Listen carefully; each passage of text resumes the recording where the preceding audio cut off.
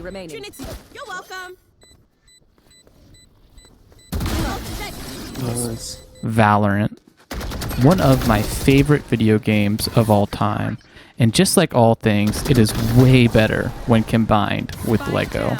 Unfortunately though, due to Lego's strict IP, an official Valorant set isn't possible. So I did what all Lego builders do, and I made one myself.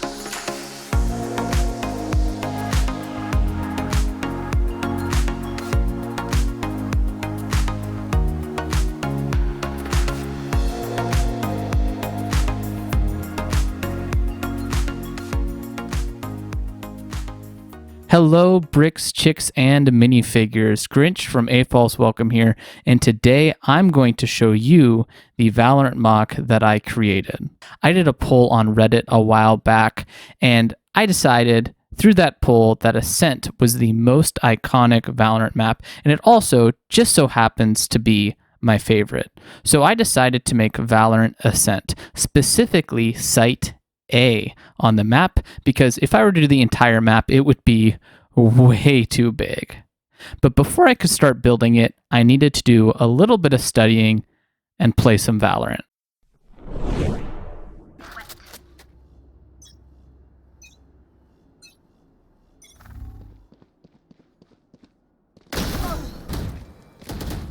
They will cover.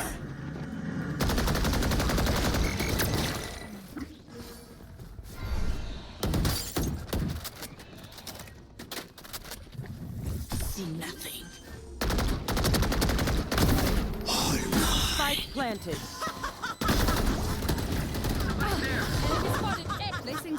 One enemy remaining.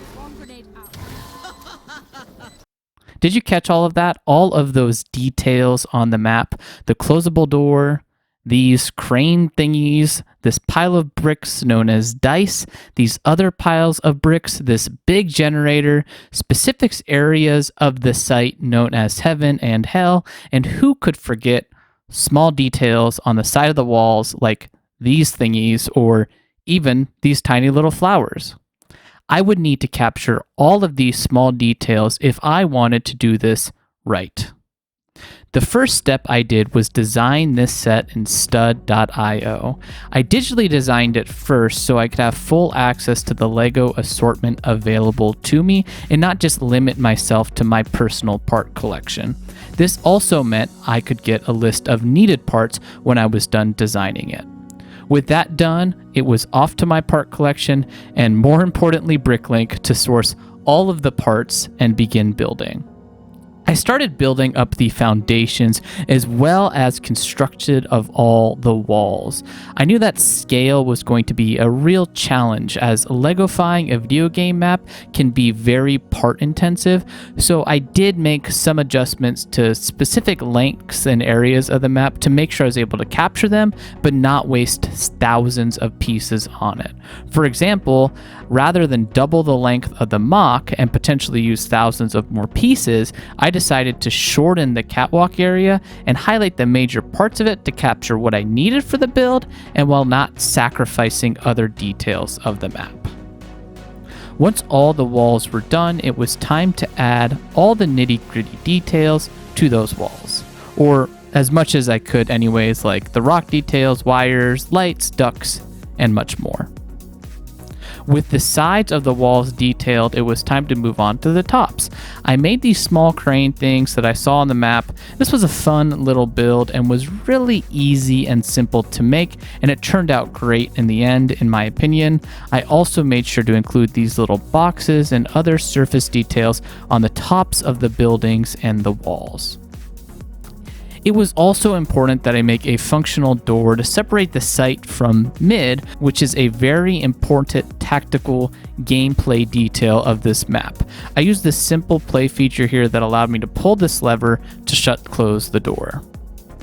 Now I needed to capture all of those secondary details I noticed while playing. I made the stack of bricks, these other weird spammable column things, and finally the large generator that is the centerpiece of this site.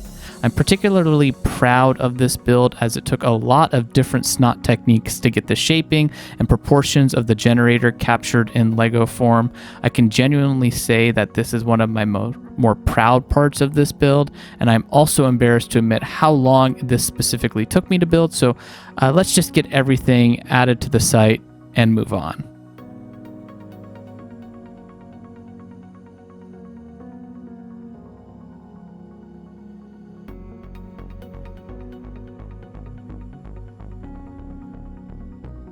After the major map details were done, I turned to my green thumb and began adding some pieces of foliage throughout the map, including this giant tree that is in the appropriately named area of the map called, you guessed it, Tree Room. Finishing the foliage signified all of the pieces were finally in place on my Valorant map, and now I needed to add a few details with stickers. This was much more of a struggle than I cared to admit, and after a bunch of printing, reprinting, cutting, and finally getting all the stickers in place, the main build was completed.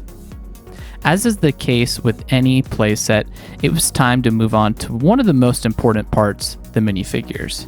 First, I needed to decide who to pick. And as of the recording of this video, there are currently 27 agents in Valorant, but it's a 5v5 game, so just like a real match, I needed to only pick 10. And I decided to go with the 10 first Valorant agents that were introduced to the game. The T side features Omen, Breach, Raze, Cypher, and Phoenix, and the CT side features Sova, Sage, Brimstone, Jet, and Viper.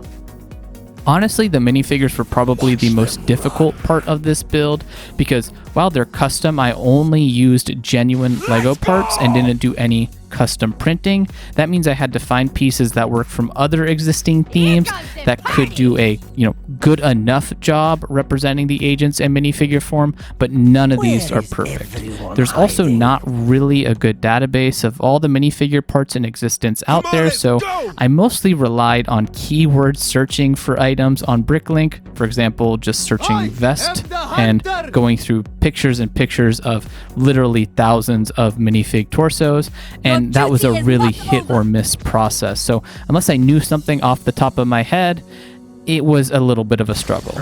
I really think though I did a good job with Jet and Sage specifically, but to be honest, the rest are only so-so, but it's not really their job to represent exact replicas, but just be recognizable enough so that you, the viewer, can recognize who that minifigure is.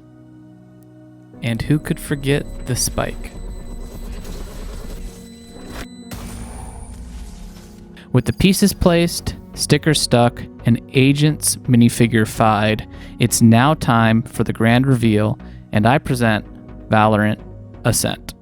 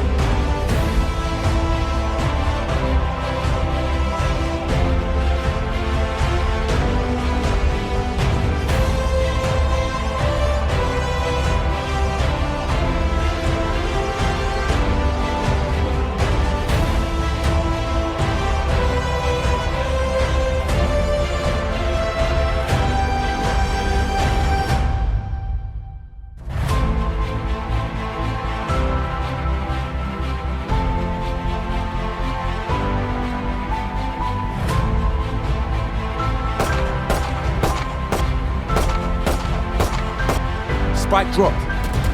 Nowhere to run!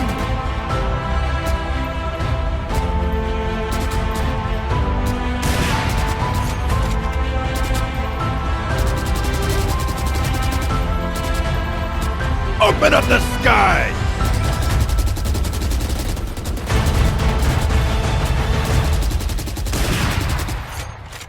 I really enjoyed making this map and designing all of the details in Lego form. It was a lot of fun, and I really developed as a builder over the entire process of this project. It is going to be on display at Brickworld Chicago 2025, so if you happen to be there, stop by and say hi. And if you're looking for even more Lego content, we have a podcast with weekly episodes every Monday, and I suggest you stop by. Thanks for watching, and let me know which Valorant map you think I should do next in the comment section below.